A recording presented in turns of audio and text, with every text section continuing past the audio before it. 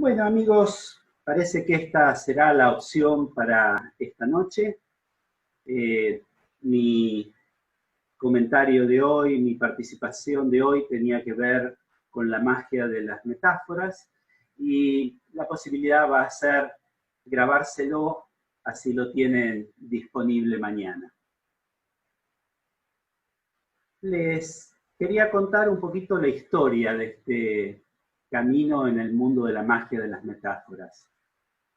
Hace muchos años vi la posibilidad de poder extender lo que significaban las metáforas. Cuando se hablaban de metáforas, se hablaba en general de literatura, de poesía, de cuentos. Y aún en la programación neurolingüística, las metáforas era la construcción de una historia paralela a la problemática de la persona y la posibilidad, una vez hecho ese acompasamiento, darle un cierre con una solución. A mí se me ocurría que las metáforas debían ampliarse a los campos que ya estaban siendo utilizados.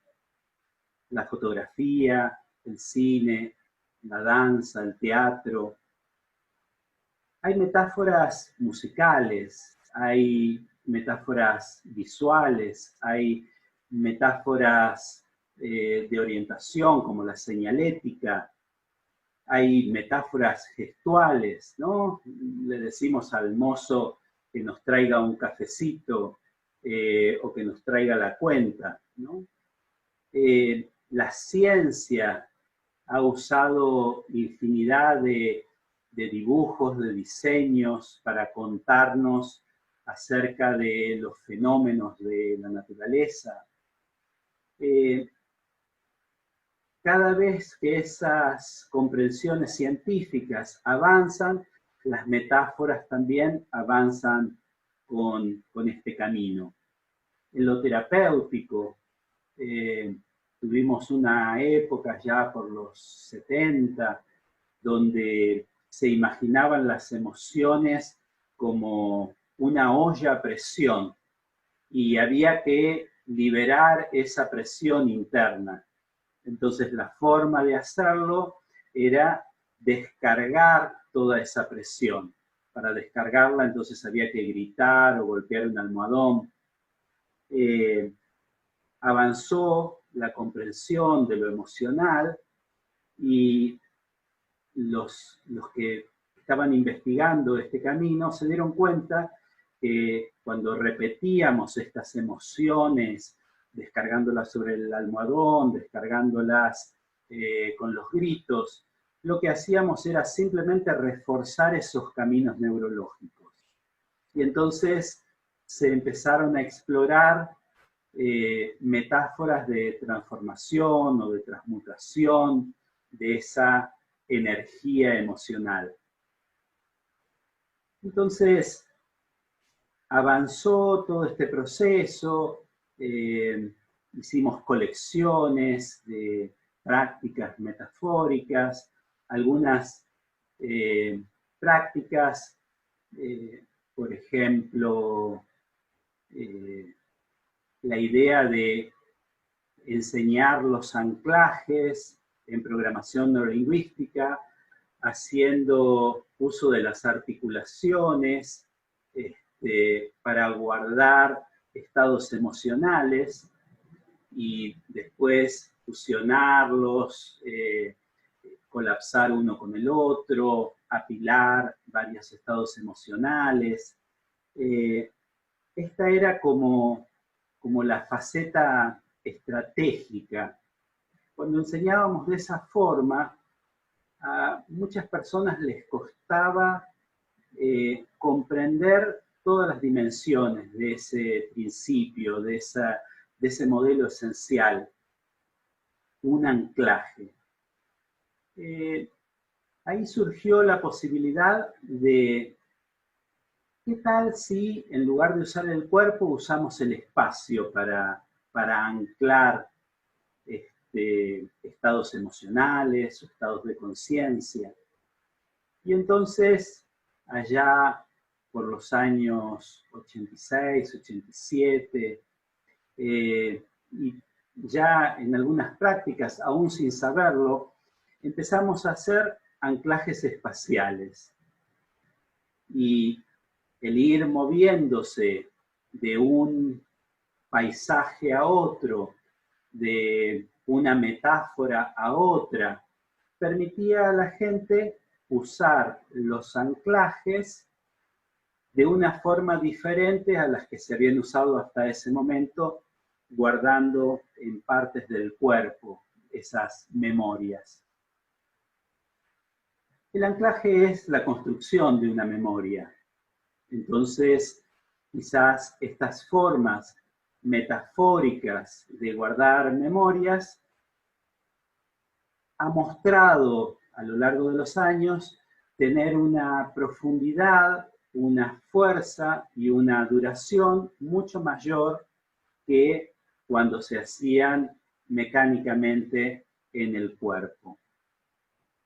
Así que allí fue surgiendo uno de los conceptos que para esta época es central en las prácticas, que es rituales estratégicos metafóricos. La idea de un ritual, una secuencia de gestos, unas acciones plenas de sentido, estratégicas, porque en esa secuencia se llaman ciertas cualidades de conciencia, ciertas cualidades emocionales, ciertas cualidades de sentimiento, de sensación, en una determinada secuencia para producir algún resultado. Cuando esa secuencia estratégica es una serie de pasajes a través de paisajes metafóricos, creo que allí tenemos la fórmula para las posibilidades de aprendizaje del futuro. Aprender contenidos, aprender estrategias, aprender formas de conciencia en una secuencia estratégica metafórica. Permítanme darles un ejemplo de esto. Siempre lo más cercano, y para esta posibilidad que nos dan las pantallas, está esto de colocar en nuestras manos dos representaciones. Vamos por la vida muchas veces pidiendo permiso, pidiendo perdón, sintiéndonos víctimas de situaciones que se nos presentan en la vida, sin expresar la totalidad de nosotros, dejando una gran cantidad de energía propia en nuestra sombra. Entonces, el otro día les explicaba un poco de estos dos campos, el campo de lo favorable, de lo conveniente, de lo potencial, y el campo del control de calidad, de lo que falta. También es donde muchas veces comienza expresándose nuestra sombra. Entonces, digamos, vamos por la vida con esta máscara de yo no puedo, perdón, no tengo la fuerza, yo no soy suficientemente bueno. Esa es nuestra máscara.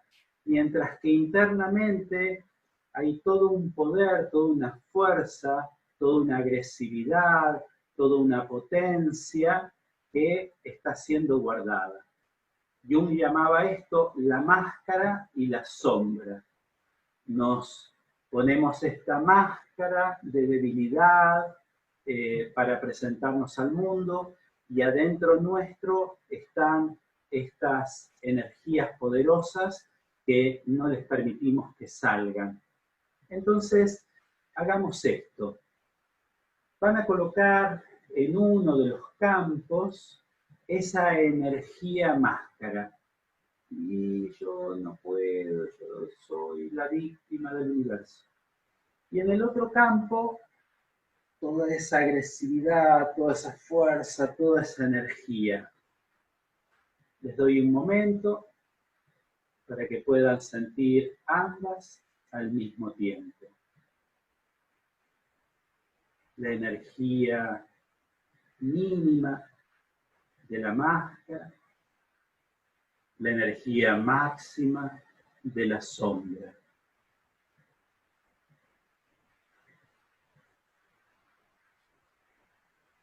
Y en su propio tiempo, los voy a invitar a que las reúnan, como esas dos energías pueden crear ese movimiento que sea para ustedes el más conveniente, quizás mezclándose, vinculándose, formando una sola energía, quizás trasvasando esa energía de la sombra al campo de la máscara para tener una energía completa, quizás reuniéndolas en un solo campo y guardándolas en su cuerpo.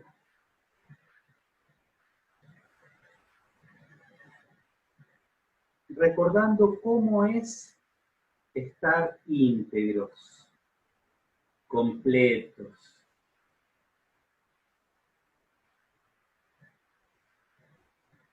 Cómo es ser ustedes al 100%.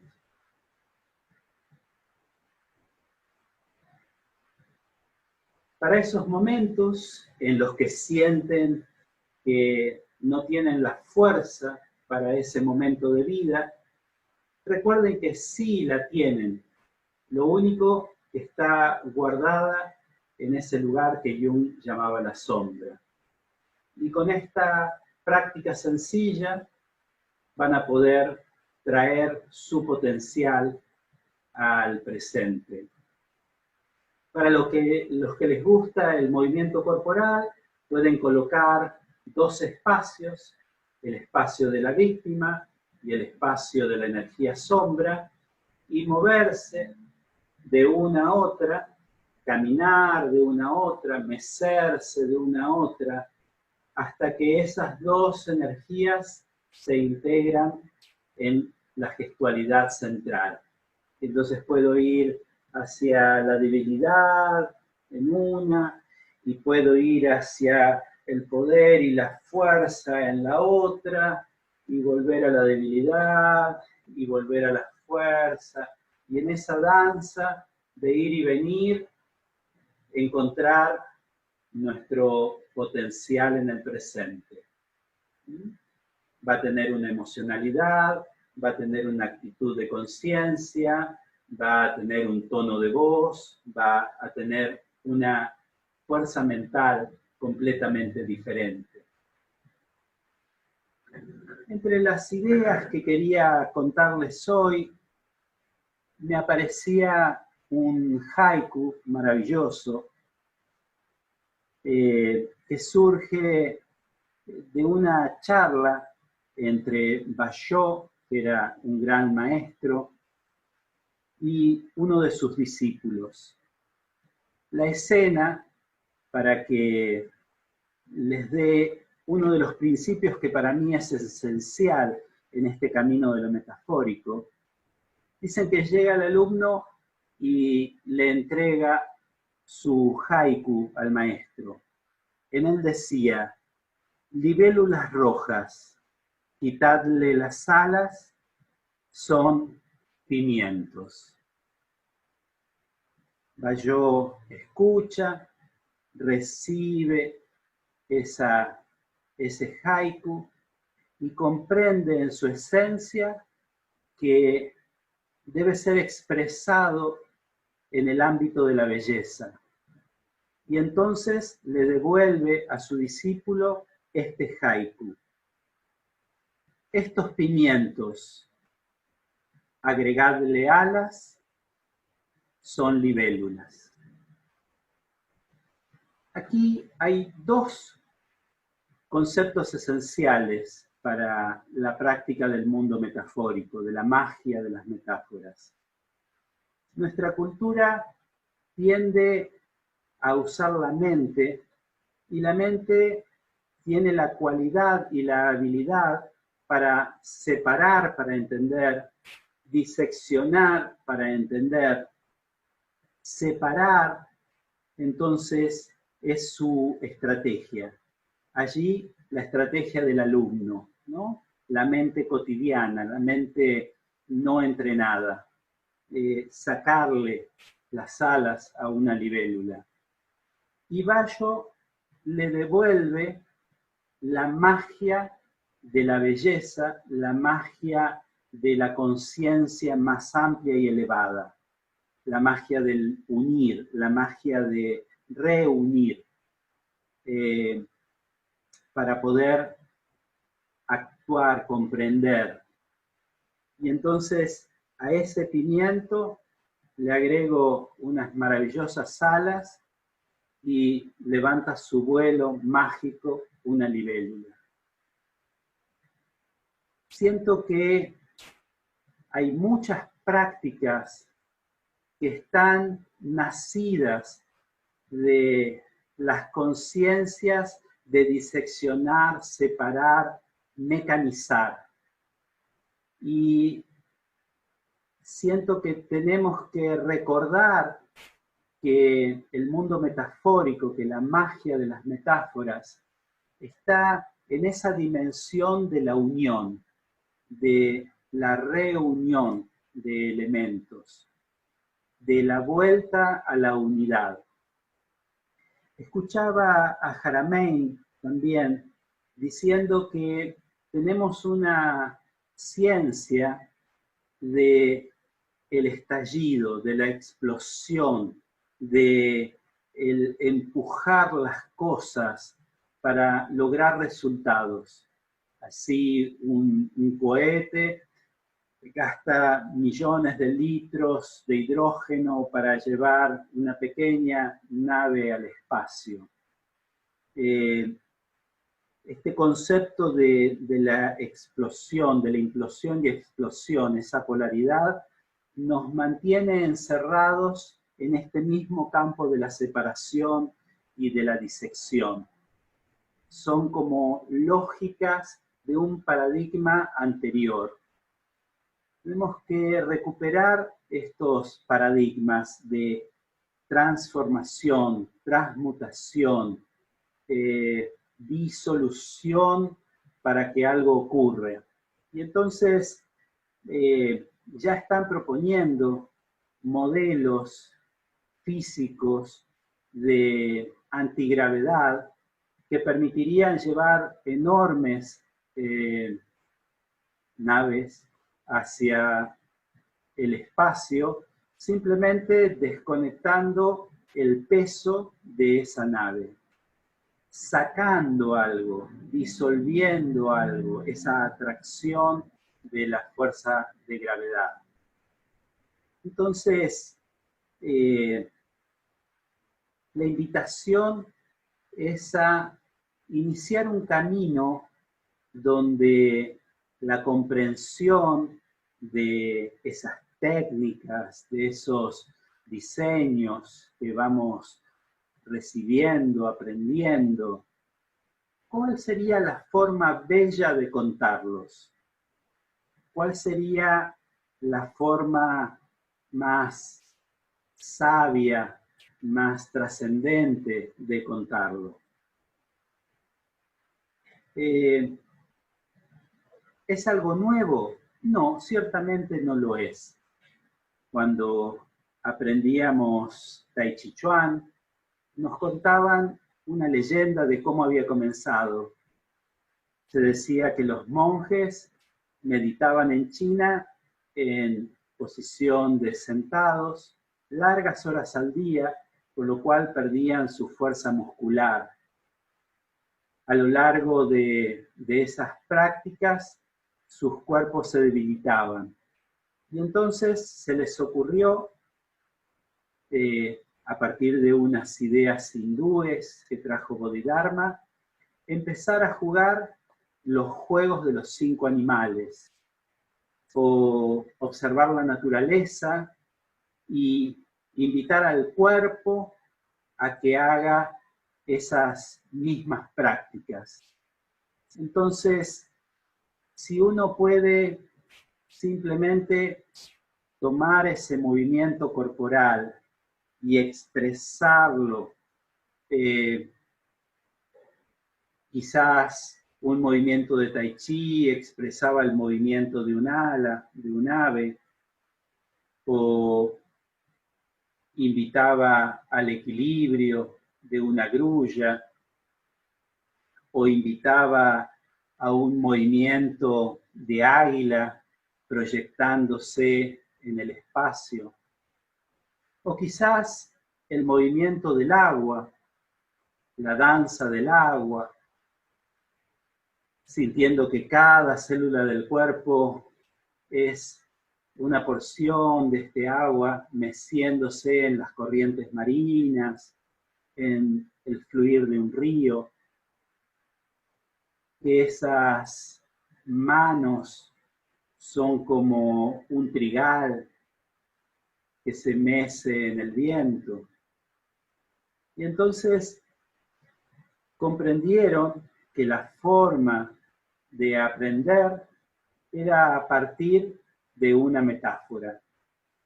Incluso muchos años después, siempre estaba intrigado por un movimiento que se llamaba Buscando la aguja en el fondo del mar, un movimiento muy bello en el Tai Chi, donde uno puede expresar esa metáfora inicialmente de buscar la aguja en el fondo del mar. Cuando muchos años después, y luego de no recibir muchas respuestas de qué significaba esa frase, encontré que había un cuento en Viaje al Oeste, donde se relataba que había un viaje de un personaje que era el Rey Mono, un personaje mágico, nacido de una gota de energía divina en un huevo de piedra. El mono nace ya adulto con todos sus poderes, es guiado por un maestro taoísta que le enseña magia taoísta y se convierte en uno de los seres más poderosos del universo. Al no conseguir armas para poder combatir con demonios que atacan la isla donde vive su pueblo, le dicen que tiene que viajar al fondo del mar y pedirle un arma poderosa al Rey Dragón. El Rey Mono viaja, combate con una cantidad de guardianes del reino del Rey Dragón, y como no lo pueden detener, el Rey Dragón accede a darle una de las armas más fuertes, más poderosas. Para el Rey Mono, estas armas son apenas juguetes que se rompen en sus manos. No sabiendo qué hacer, el Rey Dragón le dice que si puede quitar el pilar que sostiene el cielo, sería de él. El Rey Mono va, observa este pilar que sostiene el cielo, donde viven los dioses, y ve una inscripción, y como es un mago, hace la invocación y ese pilar quita el sostén al cielo, produciendo un terrible terremoto para los dioses, primer conflicto entre el Rey Mono y los dioses, y lo convierte en un bastón que lo usa en todas sus aventuras. Cuando ya no necesita el bastón, lo convierte en una aguja que coloca detrás de su oreja. El movimiento que hicimos durante muchos años era el relato de ese viaje. El Rey Mono viaja hasta el fondo del mar y hacemos un gesto con la mano de ese viaje. Encuentra el pilar del oeste que lo convierte en un bastón, utiliza ese bastón para sus luchas y lo convierte en una aguja que coloca detrás de su oreja. Todos los datos estaban ahí en esa historia y ese ritual estratégico metafórico contaba un viaje de enfrentar los desafíos y conseguir el don del objetivo que nos planteamos. Ya sea que uno escuche la historia como un relato para la mente inconsciente, ya sea que uno haga los pasos del movimiento del Tai Chi como un ritual estratégico metafórico, estoy guardando en mi mente inconsciente que la siguiente vez que esté en dificultades, tengo que ir a las profundidades, encontrar el don, el objeto de poder, traerlo a la superficie, usarlo y guardarlo hasta la siguiente aventura. Entonces, es posible para nosotros tener estos rituales estratégicos metafóricos para las diferentes necesidades de los seres humanos. Hace muchos años, en plena crisis del 2001, teniendo mucho tiempo para recorrer librerías, tuve un insight muy significativo. Entrando en una librería, se me hicieron figuras que eran los mismos nombres en los títulos de los libros. El miedo, la ira, las dudas, la toma de decisiones para las dudas, las posibilidades de cambiar creencias, las creencias. Y dije, ¿cuántos temas habrá? ¿Cuántos temas me cuenta la gente cuando viene a las entrevistas individuales o los alumnos me consultan en los cursos? ¿Cuántos temas habrá? Y me di cuenta que no había muchos. Que tenemos las emociones, que las vivimos como limitantes, la tristeza, el miedo, el enojo, la vergüenza, ciertas actitudes mentales, la confusión, la frustración. Había un número determinado de temáticas. ¿Cómo sería tener un ritual estratégico metafórico para cada una de esas necesidades humanas? Y allí empezó estos años, del 2000 hasta aquí, de pensar prácticas que podamos desarrollar, que sean bellas, que sean efectivas, que utilicen la dimensión de lo metafórico. Entonces, fueron llegando también otras informaciones significativas. De pronto, Sisi, mi mujer, encontró algo que se llama OCO, Organización Cerebral Óptima. Yo durante mucho tiempo imaginaba que debíamos dar un poco de información y invitar a prácticas, y que después las preguntas que surgían de ahí eran la forma más efectiva para enseñar. Y ese proceso de aprendizaje, de incorporación de la información, decía, la información llega desde un impulso en el campo del cerebelo, pasa al hemisferio derecho, pasa al prefrontal derecho, prefrontal izquierdo, hemisferio izquierdo y de nuevo a tallo cerebral. Esa circulación implica que desde algo que hacemos en forma metafórica, proyectados en conexión con el futuro, con lo desconocido, comienza a ser descubierto, comienza a ser descrito y comienza a ser parte de nuestra naturaleza. Entonces, si queremos que un niño, si queremos que un joven, si queremos que un alumno guarde profundamente un aprendizaje, quizás ese sea el circuito más efectivo para organizar nuestras prácticas. Me gustaría en este punto, entonces, darles una segunda práctica para esta idea que estoy compartiendo con ustedes.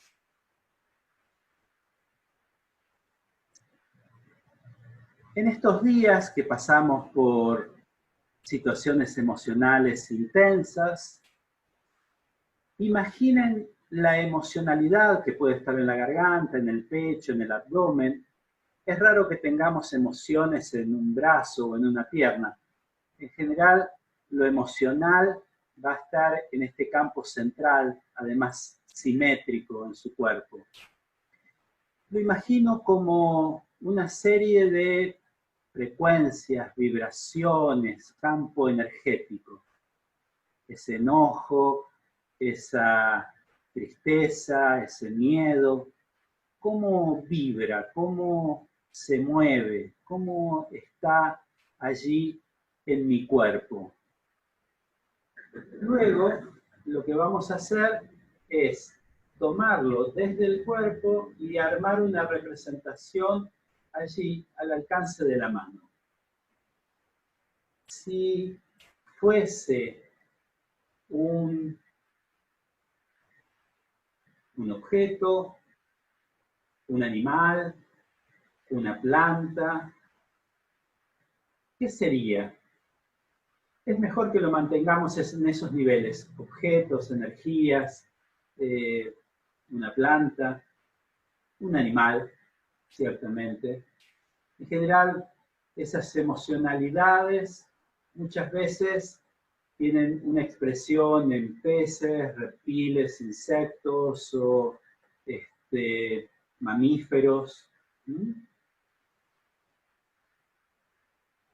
Si le dan permiso al artista que hay en ustedes, decíamos que las metáforas son poesía, son imagen, fotográfica, cinematográfica. Si contasen ese campo energético, quizás por el color, por la forma, por la intensidad, es como que, ¿sí? Y quizás hay emociones que se expresan como piedras, hay emociones que se expresan como nudos, hay emociones que se expresan como animales feroces, hay emociones que se expresan como fenómenos de la naturaleza, como tormentas, como tornados. ¿Cómo es esa emoción en ustedes? Cuando tengo esa emocionalidad, esto que está aquí afuera tiene que ser igual que esto que está aquí dentro. Cuando los artistas, un poeta, puede pasar días enteros para encontrar una palabra que cuente una emoción. Un pintor puede pasar días en encontrar el color, la forma, para contar una emocionalidad, ¿sí? Así que no hay problema si le toma un poquito de tiempo encontrar esta interfase entre esta energía que está aquí y la metáfora. Esta emoción es cómo y aparece una metáfora. Una vez que esto que pasa dentro y eso que está allí afuera es igual, les voy a pedir que se conviertan en un mago poderoso, en una maga poderosa, que puede tomar esas representaciones, ese ser, y elevarlo a través de su casa, hacia un cielo, si es de día un cielo azul, si es de noche un cielo nocturno, hacia la atmósfera, hacia un lugar, a veces hay un pasaje de oscuridad, hacia un lugar de mucha luz. Puede ser un sol, una estrella o simplemente un campo de luz. Cuando ese arquetipo llega a ese campo de luz, se convierte y es de la cualidad de la energía, de la luz o de lo alado. Muchos símbolos como los ángeles o aves se expresan continuamente en la pintura, en la poesía, en la literatura mística, como expresiones de estas emociones transmutadas allí en lo alto.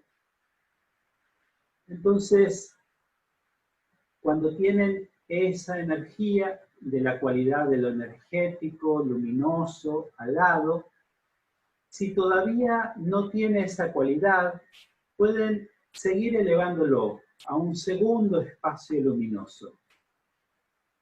Si todavía es material el arquetipo, lo suben a un tercer espacio luminoso, y a un cuarto y a un quinto, los que necesiten, para que el símbolo sea de la cualidad de lo luminoso y de lo energético, quizás, ojalá, maravillosamente de lo alado.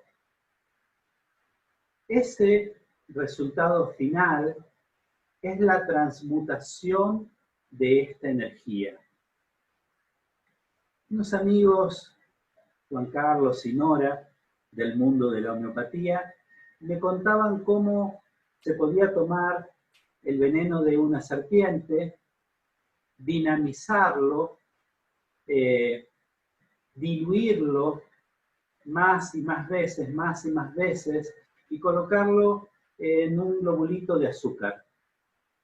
Y lo que quedaba en el globulito de azúcar era solo la energía de aquel veneno de serpiente. Entonces, si alguien tomaba esa condición energética, algo que estaba contraído muscularmente, que era lo que producía el veneno de esa serpiente, producía el efecto complementario de relajarlo. Y entonces, cuando apareció esta dinámica, creada por la Golden Dawn en Europa y traída por Robert de Sual como el sueño dirigido en una de las direcciones de las transformaciones, que son las transformaciones de ascenso, yo dije, tenemos una metáfora de nuestros síntomas, tenemos una metáfora de nuestra conciencia en el momento presente que me está haciendo daño, que me está lastimando. Y entonces, una de las formas era esta de integrarla con nuestra máscara. Otra forma, ya no horizontal, sino vertical, es transmutarla, llevarla a su versión de más alta vibración, y luego esa más alta vibración, que es como una dinamización homeopática del símbolo, la traigo y la coloco donde antes estaba la emoción de desarmonía. Y entonces ahora tengo esta energía luminosa, alada, que la puedo respirar, y quizás eso pesado, duro, o eso de puntas, agresivo, hiriente, ahora tiene esta cualidad de lo luminoso y alado. Y se sincroniza con la respiración. el corazón con alas es uno de los símbolos que más me gustan para vincularme con mi cuerpo. Y entonces podemos tomar cualquier emoción, cualquier energía emotiva significativa, colocar una representación fuera de nuestro cuerpo, porque es más fácil transformarlas cuando están disociadas, aunque todavía sienta esa emocionalidad en el cuerpo. No necesito, cuando la saco, que desaparezca, ¿sí? Alcanza con que a veces en esa gestualidad de separarla disminuye la intensidad. Ya hay un primer paso de cambio y de transformación. Cuando hacemos la elevación, la dinamización y tenemos el nuevo arquetipo, va a ser muy sanador meditar sobre ese símbolo y su movimiento. Quizás en lugar de ser un ser alado, sea un pegaso de luz dorada. Y entonces, en lugar de ser solo el movimiento de las alas, es esta cabalgata en el aire y en el espacio. Esta fue otra de las metáforas que me aparecieron como sanadoras de alguno de mis procesos. Pero es válida cualquiera que a ustedes les aparezca. Siempre decimos que su mente inconsciente es mucho más sabia que las consignas, que el diseño de la práctica. Confíen en sus intuiciones a medida que vayan haciendo esta práctica. Entonces, tenemos esto, posibilidades de tomar dimensiones de nuestra conciencia en cualquiera de sus niveles, expresarla metafóricamente y transformarla. En este tiempo que las emociones están a la orden del día, restrinjo un poco el modelo de la magia de la metáfora a la operación de magia emocional. Ciertamente podemos hacerlo con procesos de conciencia, podemos hacerlo con energías corporales, con síntomas corporales.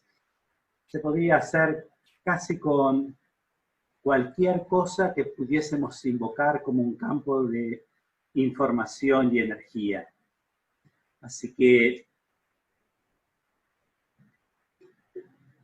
disculpen, así que la invitación es acercarse a este mundo, el mundo de los símbolos, el mundo de la magia, el mundo de la ciencia ficción, que parece como, esas son cosas de chicos, son cuentos mágicos, esos son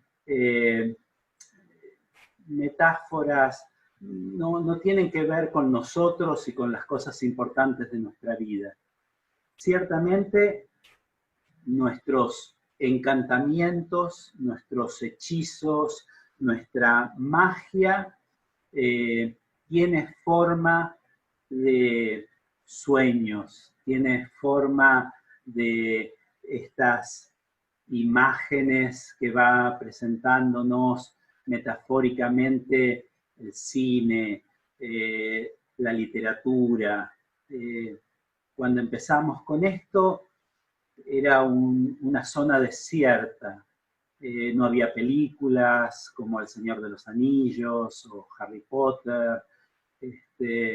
Las primeras películas como Laberinto y otras de estas metafóricas, en general estaban solo una semana en cartel y solo unos pocos íbamos apasionados a verla. Como había tan poco interés en eso, desaparecían. Gracias a Dios, este es un momento donde la televisión, el cine, los superhéroes que yo leía en las revistas cuando era chico, ahora se mueven, actúan, tienen efectos especiales. Realmente es un momento maravilloso. los científicos más avanzados, los que nos cuentan la ciencia que va a ser cotidiana en el futuro, nos la cuentan a través de metáforas, de símbolos.